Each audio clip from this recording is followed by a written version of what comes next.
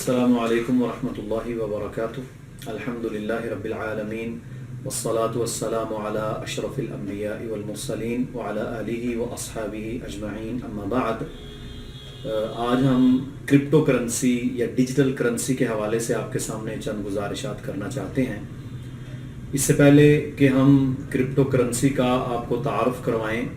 یہ بات سمجھنا ہمارے لیے بہت ضروری ہے کہ اس دنیا میں شروع کے اندر بارٹر سسٹم چلتا تھا، جس میں لوگ چیزوں سے چیزیں خریدتے تھے، ایک چیز دی اور دوسری چیز خرید لی۔ پھر اس کے بعد جب ترقی ہوئی تو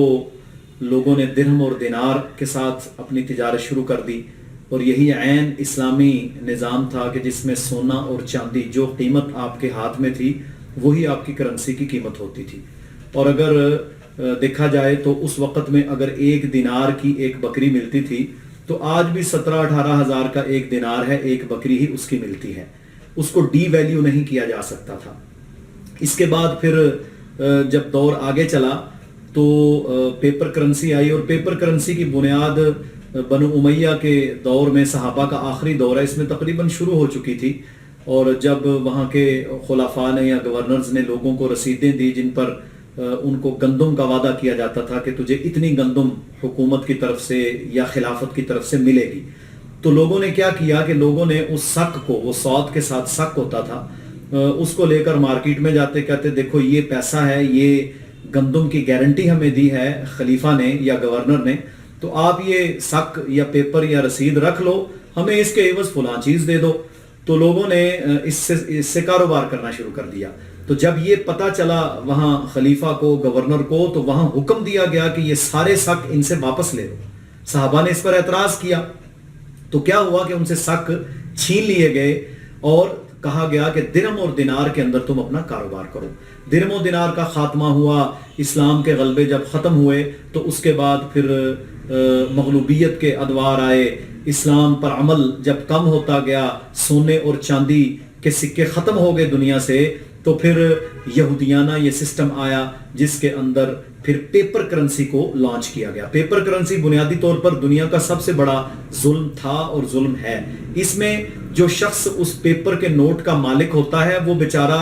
انتہا درجے کا بے بس ہوتا ہے۔ اگر اس کے پاس 100 روپیہ ہے تو حکومت اگر اس کو ڈی ویلیو کر کے 50 تک لے آتی ہے اس کی ویلیو، تو وہ بے بس ہے۔ اور اگر اس کے پاس پرانا نوٹ ہے، حکومت کہے گی ہم نے تو بند کر دیا، تیری کوئی ویلیو نہیں۔ اور اگر اس پیپر کرنسی کی ڈیٹیل پر ہم جائے اور بینکوں کے اندر جتنے لوگوں کے کھاتے ہیں، اگر وہ کھاتے آپ دیکھیں، 50% لوگ اگر بینکس کے اندر جا کر اپنے پیسے کیش کی شکل میں ڈیمانڈ کریں تو بینک انہیں پیسے نہیں دے سکتا۔ ان کے پاس اتنا زاری نہیں ہے کہ یہ لوگوں کو ان کا مال واپس کر سکیں۔ تو کیا ہوا، ہم الٹیمیٹلی ڈیجیٹل کرنسی کے اندر یا ڈیجیٹل مین آف ٹریڈنگ کے اندر ہم چل رہے ہیں، یعنی ہم ڈیجیٹل فگرز کی بنیاد پر اپنی تجارت کر رہے ہیں۔ اور یہ ساری دنیا جانتی ہے، آپ نے گھر خریدنا ہے، گاڑی خریدنی ہے، بڑی پیمنٹ کرنی ہے، 10 لاکھ 20 لاکھ 50 لاکھ کروڑ 2 کروڑ، تو کوئی آپ کو ایسا بندہ نہیں ملے گا کہ جو جا کے بوریاں بھر بھر کے لوگوں کو کہ یہ 2 بوری پیسے لے لو، مجھے مکان دے دو۔ ڈیجٹس ہیں، یہاں سے وہاں جاتے ہیں، وہاں سے یہاں آتے ہیں۔ تو یہ ڈیجٹس کا سارا چکر اور گورکھ دھندا چلا، اس میں ہم سارے انوالو ہیں۔ اس میں میرے بھائیوں جو سقم ہے وہ کیا ہے؟ Bank, third party. بینک آپ سے سود بھی لیتا ہے، بینک آپ سے ایکسچینج ریٹ بھی لیتا ہے، بینک آپ کا استحصال بھی کرتا ہے، آپ کی کرنسی ڈی ویلیو بھی ہوتی ہے، آپ کی کرنسی خراب بھی ہوتی ہے، آپ کی کرنسی کو کم بھی کیا جاتا ہے، آپ کی کرنسی نقصان بھی اٹھاتی ہے۔ سارا کچھ یہ بینکنگ سسٹم کے اندر چلتا ہے، لیکن کوئی شخص، کوئی بندہ اس کے بارے میں بات کر کے راضی نہیں ہے۔ ہم یہ سمجھتے ہیں کہ بینکنگ کا پورا نظام ایک حرام سسٹم کے اوپر چل رہا ہے، کیونکہ یہ درہم و دینار نہیں ہے، یہ درہم و دینار کے نظام کے خلاف ہے، یہ شریعت اسلامیہ کے بالکل اگینسٹ ہے۔ لیکن آج امت مسلمہ کا ہر شخص، امام کعبہ سے لے کر چھوٹے مسلمان تک، وہ مجبور ہے کہ وہ نوٹ کے ذریعے سے خریداری کرے گا۔ اگر آپ کے پاس نوٹ نہیں ہے، اگر آپ کے پاس کرنسی نہیں ہے، آپ مر جائیں گے، آپ کو کوئی ایک انجیکشن یا ایک ٹیبلٹ بھی نہیں دے گا۔ تو ثابت یہ ہوا کہ انہوں نے ہم پر امپوز کر دیا ہے اس پیپر کرنسی کو، اور ہم مجبور ہیں۔ اسی طرح اب وہ لوگ جو اس پیپر کرنسی اور بینکوں کے استحصال اور اس سودی نظام اور یہودیوں کے کلچ سے انتہائی مجبور تھے، ان لوگوں نے پھر یہ طے کیا کہ کیوں نہ ہم بینکوں کو اس میں سے ڈیلیٹ کر کے ختم کر کے ڈیجیٹل مین آف کرنسی کے ذریعے سے ٹریڈنگ کریں۔ جس طرح پیپر کرنسی ناجائز ہے، اسی طرح وہ بھی ایک ایسا سسٹم ہے جو اسلامی نہیں ہے، اس کے اندر سونا استعمال نہیں ہوتا، لیکن ڈیجیٹل مین آف بینکنگ تو ہم آلریڈی کر رہے تھے۔ انہوں نے اس کو ڈیجیٹل کرنسی یا کرپٹو کرنسی کا نام دیا۔ کرپٹو کرنسی بنیادی طور پر ایک بلاک چین کے ذریعے بنتی ہے، اور یہ ڈیجٹس ہوتے ہیں جن کو بلاکس کے ذریعے، کمپیوٹر کا ایک ڈیجیٹل کا بڑا نظام ہوتا ہے، اس کے ذریعے سے ان بلاکس کو توڑا جاتا ہے، اس کا کوڈ ملتا ہے، اور اس کے ذریعے سے وہ کوائن جنریٹ کر کے دنیا میں آ جاتا ہے۔ اور بنیادی طور پر اللہ تعالیٰ نے ایک فطرت کا نظام رکھا ہے، اس فطرت کے نظام میں ڈیمانڈ اینڈ سپلائی کا بہت گہرا تعلق ہے۔ ہم جانتے ہیں کہ جن دنوں میں چاول دنیا میں آتا ہے، جن سالوں میں، جن مہینوں میں، آج کل دسمبر قریب ہے، چاول آئے گا تو چاول کی قیمت کم ہوگی کیونکہ اس کی سپلائی زیادہ ہوگی، ڈیمانڈ کم ہو جائے گی، اور پھر جیسے ہی 3 4 5 مہینے کا وقت گزرے گا، جنوری، فروری، مارچ، اپریل، مئی تک چاول مہنگا ہونا شروع ہو جائے گا کیونکہ چاول کی ڈیمانڈ زیادہ ہوگی، سپلائی نہ ہونے کے برابر ہوگی۔ یہی طریقہ کار کرپٹو کرنسی کے اندر ہے، جو ایک فطری طریقہ ہے کہ اس کو باقاعدہ جو اس کا ریٹ کا تعین ہوتا ہے، یہ اس کی ڈیمانڈ کی بنیاد پر ہے۔